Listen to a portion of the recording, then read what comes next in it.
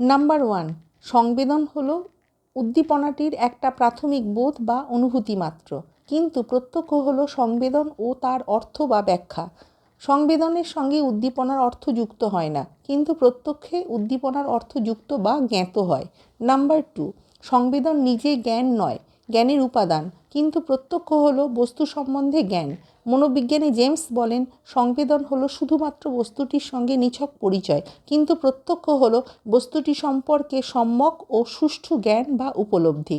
Number 3, সংবেদন হলো কোনো বস্তুর গুণ বিশেষের চেতনা মাত্র, গুণ বিশিষ্ট বস্তুর চেতনা নয়। প্রত্যক্ষ হলো বস্তুটির অস্তিত্ব সম্বন্ধে চেতনা।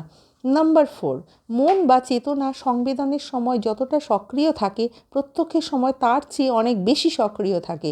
সংবেদনের কাজ কেবলমাত্র উদ্দীপনাটিকে গ্রহণ করা, কিন্তু প্রত্যক্ষের কাজ তাকে ব্যাখ্যা করা। নাম্বার 5, সংবেদন হলো উপস্থাপনমূলক, কিন্তু উপস্থাপনমূলক ও পুনরুজ্জীবনমূলক হলো প্রত্যক্ষণ। সংবেদনের কেবলমাত্র বর্তমানের সঙ্গে সম্বন্ধযুক্ত, কিন্তু প্রত্যক্ষের ক্ষেত্রে বর্তমান লব্ধ অভিজ্ঞতা ছাড়াও অতীত অভিজ্ঞতাকে মনে জাগিয়ে দেয়। নাম্বার 6, সংবেদনের ক্ষেত্রে আমরা বস্তুর পূর্ণ রূপ পাই না, কিন্তু প্রত্যক্ষের ক্ষেত্রে বস্তুর পূর্ণ রূপ আমরা পেয়ে থাকি।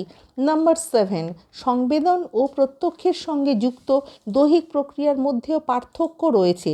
সংবেদনের ক্ষেত্রে ইন্দ্রিয়, স্নায়ু ও মস্তিষ্কের সংবেদন কেন্দ্রগুলি সক্রিয় হয়। প্রত্যক্ষের সময় এগুলো ছাড়াও সংযোগ কেন্দ্রগুলো সক্রিয় হয়। মনোবিজ্ঞানী উডওয়ার্থ বলেন, উদ্দীপকের প্রতি প্রথম প্রতিক্রিয়া হলো সংবেদন, আর দ্বিতীয় প্রতিক্রিয়া হলো প্রত্যক্ষ।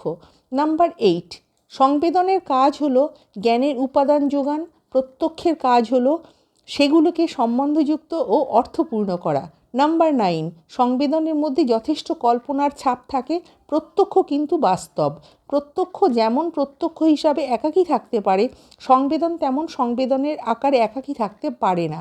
সংবেদনটি অত্যন্ত দ্রুত ও প্রত্যক্ষে পরিণত লাভ করে।